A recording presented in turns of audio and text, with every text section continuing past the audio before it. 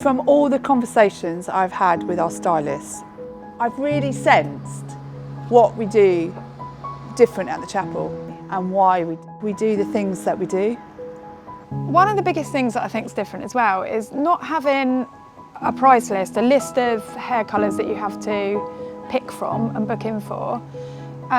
Just trusting the stylist to create like a really bespoke colour for you is so amazing. Like, I don't feel like anyone's telling me what to do. I feel like I can use my creativity. I worked for another group for 10 years and I think it really made me get my passion back coming here, because you're actually given the time to spend with your guests and to really listen to what they want, and you're given the time to actually create the vision that you want with their hair. I don't feel like I'm just a hairdresser. Yes!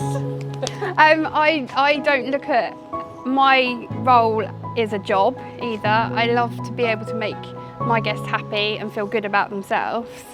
So personalising each service to them makes me happy. So each visit is very different, and get excited about the next them and help them evolve into who they want to be. You are part of a brand, but you're kind of like a brand within a brand, rather than having to, I think with a lot of other companies, you have to completely align to their way of working.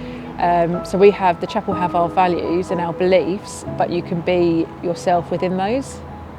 I remember when I first joined the chapel, and obviously I knew all about the chapel before, and I'd come in, seen you, and I literally, when I knew I got that job, I just walked taller, because I just felt so proud to work for such an amazing company that not only respects obviously you as a hairdresser, if you like, but respects you as a person, respects your career choices, respects and wants you to build and wants you to grow, and not just be a functional cut hair and get out the door at the end of the day. It's a career choice. Looking at guests as an individual, which I think I wasn't doing before. I was following a price list.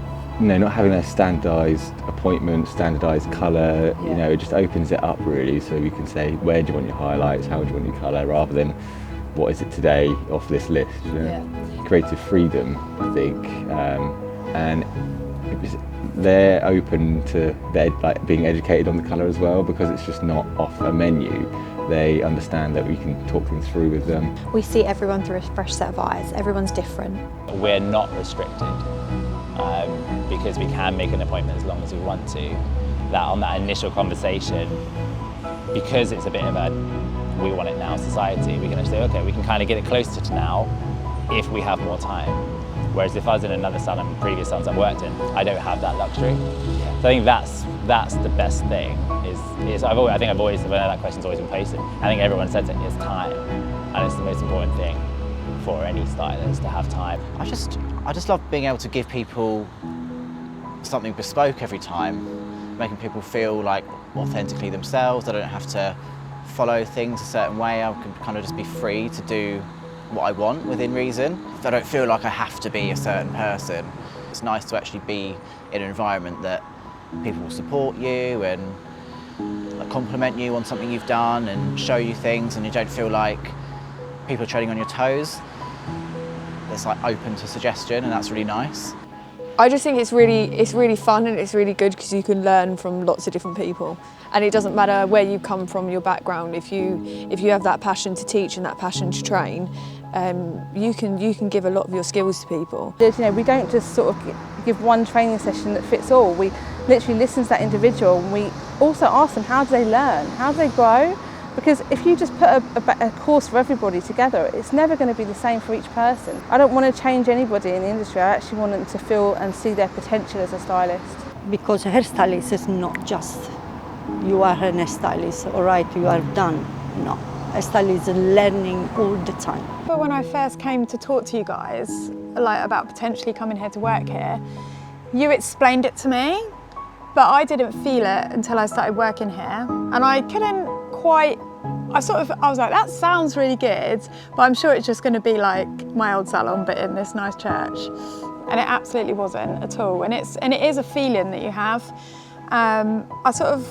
For me, I felt it from you when I went to Tunbridge Wells and I walked in that door, and I just couldn't believe the welcome. It was better than any welcome that I've had in a nice hotel or in a nice restaurant. And that's when I thought, oh wow, yeah, it comes from everyone and it comes from within, like everyone really feels it. Right, okay, there's no assistants, like how? I was like, it was obvious that you didn't have assistants in any of your salons, but I couldn't understand how that could possibly work. But it's brilliant, it's so much better. You know, I love the young girls that I used to work with, I love teaching them, but I love doing the whole service, giving an amazing shampoo, looking after my guest's colour the whole way through. And instead of finishing a colour and jump into the next colour, I've got time to take those foils out that would overdevelop. I didn't think there was any more in me to be reignited, but it has been since I've been here. I think you start to lose the love for hairdressing, but I think now we have the time to really love it and to work creatively, which I think every hairdresser wants to do. I think like if you have like a full head of foils in and you're so used to having a full head of foils, then you're going to just do a full head of foils without really thinking about what that guest actually needs. You might benefit from like a little bit of extra time like on the styling or on the cut or showing her how to do the style rather than like just a full head of foils. We're given the time, we're not used as money machines to try and bring as much money in as we can, get as many bums on the seats and get them out the door again.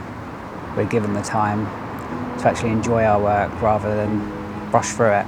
You know, I've never had the opportunity to be able to do that, so it's brought out in me this creativity that I've never been able to use. We're being a lot more creative because we're like, well, why don't we just put a little bit here and a little bit there? And, you know, and they're almost shocked that you're suggesting that. I've been more creative to suit their needs and their ever-changing journey with their hair, because that's what it is, isn't it? Their hair doesn't look the same as what they did when they were 20. You know, it's just nice to be able to just keep changing it to suit what they want. I'm a host, I'm not a receptionist.